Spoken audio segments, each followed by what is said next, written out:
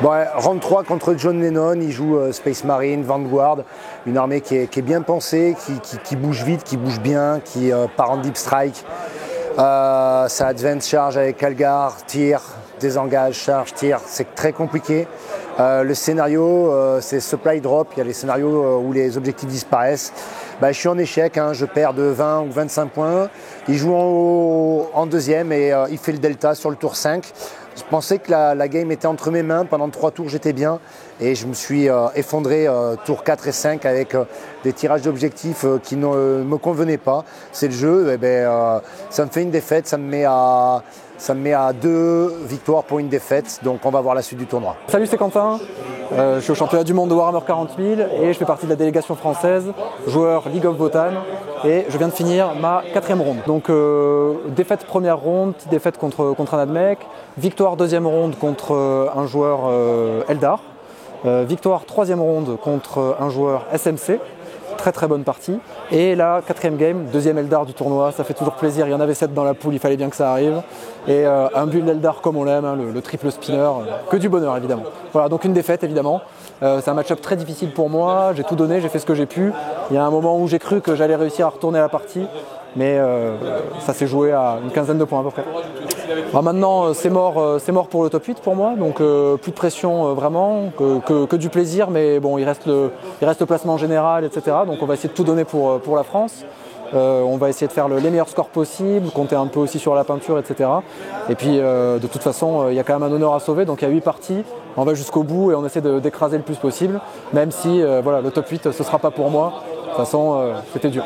C'est énorme, hein. Pour moi c'est un truc complètement nouveau, l'événement international c'est le premier que je fais, un truc de cette ampleur là avec un tel niveau de jeu, tellement de bons joueurs rassemblés au même endroit et tout, c'est vraiment un kiff énorme. Et pour l'instant les parties se passent toutes bien, voilà, il peut y avoir des petites tensions mais globalement c'est agréable et le niveau est très relevé, ça joue super bien, donc non, c'est beaucoup d'expérience, j'ai l'impression d'acquérir énormément d'expérience pendant l'événement et énormément de plaisir, quoi. Donc ça va être dur quand ce sera la fin en fait.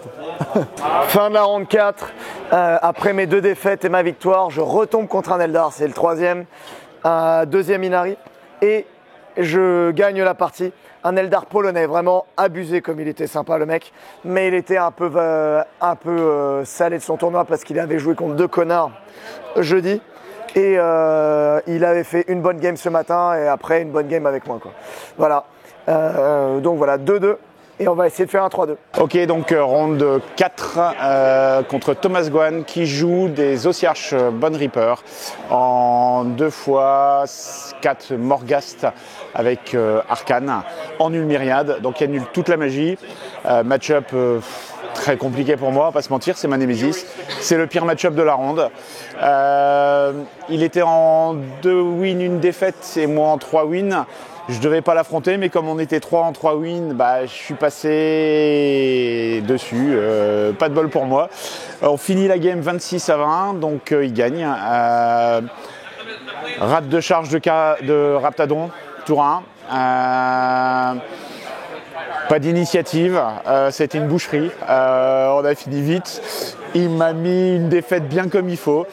Il joue super bien. Il a fait tout ce qu'il fallait. Les dés ont été plutôt de son côté. J'ai subi avec le sourire. J'ai pris une belle grosse défaite. Voilà. Bon, j'ai découvert un joueur top. Je trouve que sa liste est incroyable. On la voit pas en France. Je pense qu'elle mérite d'être étudiée parce qu'elle fait la surprise. Elle avoine sévère. En équipe, je pense qu'elle est juste incroyable. Donc voilà, c'est ma défaite. J'ai encore une toute petite chance d'être sélectionné, mais on dira que mon parcours il s'arrête ici. Voilà, bon c'est comme ça arrive. Round 4, je sors d'une défaite contre John Lennon en round 3. Et là, début round 4, je me retrouve à jouer contre un DG, une DG Rhino Bomb. J'appréhende le match parce que je l'ai fait qu'une fois. Je l'ai fait sur TTS avec l'MVSL et il m'avait collé un petit 14. Donc j'ai une idée de ce qu'il faut faire ou pas faire dans la partie. Grosse différence avec mon training, c'est que là j'ai pas le T1 alors que je l'avais eu. Ça s'avère plus facile sans le T1. Ça finit en une victoire pour moi. Un petit 70 et des bananes pour un 40 ou une 50 et des bananes pour mon adversaire. Ça me propulse à 3 victoires, 1 lose. Je suis dans le top classement à ce moment-là de ma poule, la poule 1. Je n'en sortirai pas, je pense, parce que John Lennon va, je suppose, arriver à avoir ses 5 victoires. C'est lui qui en sortira pour aller dans le World Bracket, dans le bracket des sélectionnés. Mais je suis pas peu fier, je suis quand même à 3-1 et j'espère que ça va continuer. Ronde numéro 4 et malheureusement une deuxième défaite, encore une défaite de 1 point contre un joueur aéronjo australien, un mec super cool avec qui on s'est bien entendu. Voilà, malheureusement aujourd'hui et comme hier, ici à Games Workshop on n'utilise pas la cloque. Donc on est allé au bout de notre partie jusqu'au T4 et il a fallu qu'on théorie-craft. Et ça s'est joué en fait sur voilà, des 3+ encore qui viennent pas, des G qui, voilà, un primal miscast qui tue mon nécromancien tour 1. Après on va arrêter de faire le salé, hein, mais c'est vrai que ça fait beaucoup en 4 rondes. Et derrière, en final, l'arbitre a dit clairement que si je faisais mon 3+ pour revenir sur un objectif, je gagnais la partie. Sinon, je la perdais et je fais un 1. Donc malheureusement, je perds de 1 point. Et du coup, là, je suis à 2-2. On va essayer d'aller au 3-2. La porte du top 8 se ferme. Maintenant, les World Bracket. Ok, les amis, c'est la 5e et dernière ronde de cette première partie des championnats du monde de Warhammer. C'est absolument incroyable parce que tout se joue sur cette 5e ronde pour déterminer qui vont être les 8 joueurs qui vont rentrer dans le Champion Bracket du côté de 40K et du côté d'Age of Sigmar. Alors côté 40K pour la France, eh bien c'est assez chaud parce qu'on n'a aucun joueur français qui est à 4 victoires au moment de rentrer dans la 5e ronde. C'est-à-dire qu'au mieux, on aura des Français qui feront 4 victoires, 1 défaite. Et ils ne sont pas nombreux, c'est-à-dire que ce sont ceux qui ont 3 victoires, 1 défaite à la fin de la 4e ronde. On avait Per Castor, on avait Sven et on avait Lugo, capable de déjouer le destin. Per Castor est actuellement en train de jouer et on va aller voir ce qui se passe du côté de Sven et Lugo. Pour le côté d'Age of Sigmar, on avait des joueurs français qui sont sûrs de se qualifier. À savoir nos 2 camarades qui sont en train de jouer sur le stream d'FWS actuellement. Ces 2-là sont à 4 victoires et donc quoi qu'il arrive, l'un des 2 sera automatiquement qualifié pour le champion bracket et le deuxième qui aura donc 4 victoires et 1 défaite, ça va dépendre des résultats potentiellement des autres joueurs. Voilà, et après ça se jouera, le destin se joue aussi sur les résultats des uns et des autres concernant les poules d'Age of Sigmar. Je suis en compagnie de Quentin qui est juste là. Quentin, tiens, regarde. Comme ça, impromptu. Ouais, impromptu. Tiens, prends un petit micro. Tac. 1, 2, 1, 2. Attends. Ouais, c'est bon, je te les connecte. Ça donne quoi ta 5e game? Je t'entends. Écoute, non, je t'entends pas. Non, tu m'entends pas? Je t'entends maintenant. Tu m'entends? Ok. Donc là, j'ai joué contre Nassim Fouchan, quand même un gros joueur international, hyper sympa. Un amour. Donc, en plus, on a pu jouer en français encore une fois, donc ça s'est fait du bien. Très très cool game, hyper détendu. Il jouait un PA un peu original, mais il y a quand même des trucs hyper violents dedans. Les 2 balles Predator, le pack de 10 Death Company avec -1 dégâts et tout, ça rigole 0. Et je l'ai éclaté. Mais c'était agréable. J'ai fait 100 à 53. Attends, je prends un petit peu de recul sur le visage de la satisfaction. Je la refais, je l'ai éclaté. Ça fait plaisir de finir sur une victoire, ça fait un petit 3-2, donc on est positif à la fin du 2e jour. C'est bon pour le moral. Et en plus, c'était dans la bonne humeur, donc c'est tout ce qu'on veut, quoi. Eh ben bravo, bien joué. Merci beaucoup. Ok, du coup tu finis avec 3 wins de lose. Exactement. C'est propre. Ça fait plaisir. C'est très propre. Je te reprends le micro et je continue l'aventure. Ça marche. On espère que les copains vont faire le job. Comme on dit là-bas, Inch'Allah. Allez, je progresse dans les travées, on va aller faire un tour. Ici, ça se fight, hein, SM contre SM. Difficile de lire, il y a du monde encore sur les 2 côtés. Niveau AOS, alors là, j'ai aucune capacité de lecture sur la partie, honnêtement. Mais les joueurs prennent du bon temps, ils sont contents, ils jouent en français en plus. C'est génial. Et on va aller faire un petit tour.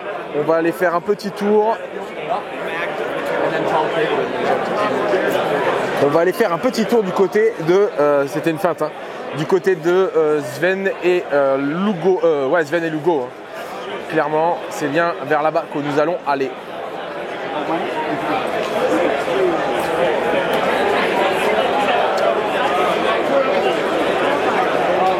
Petite séquence d'arbitrage en direct, c'est incroyable.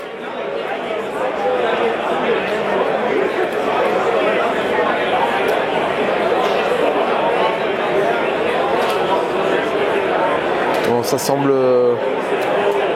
être, honnêtement, je fais doucement parce que je suis à côté de la table et j'ai pas trop le droit de parler en français à côté, mais ça semble quand même assez bien engagé pour Sven, qui a une belle présence sur table en première lecture, hein. Après il faut voir la fiche de score, mais il a une belle présence sur table, il n'y a pas grand chose de sorti là-bas. On voit qu'il y a c'est un spinner, je vois pas de non, c'est un serpent et des hawks qui sont sortis.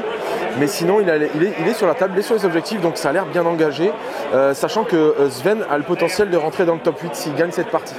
Donc ça va se jouer au score et aussi au résultat des autres prétendants dans la poule, mais ça se joue. On va continuer.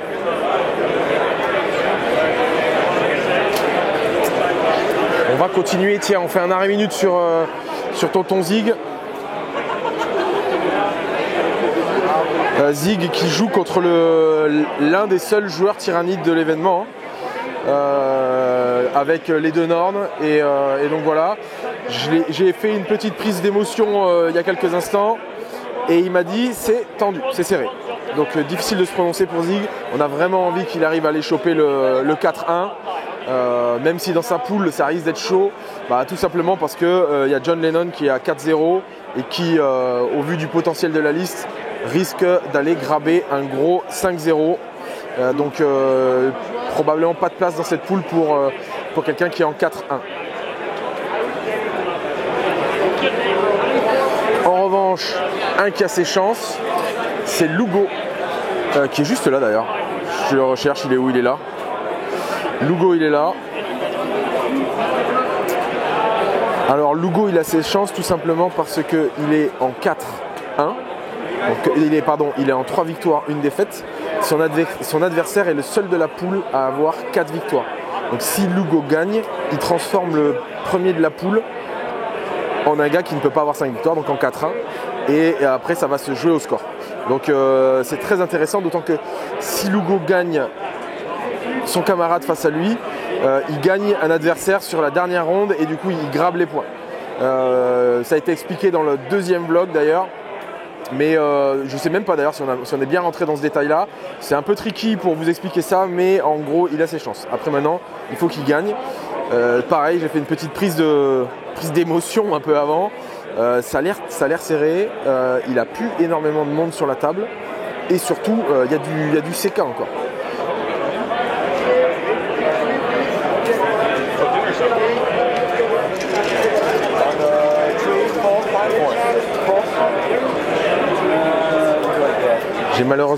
J'ai pas les vues sur les feuilles de score. Par contre, on a les vues sur les morts. Il reste encore 4 châssis sur la table, hein, côté RK. Donc tout va se jouer. On va aller faire un petit bisou à notre ami Lucas qui est juste derrière quand même.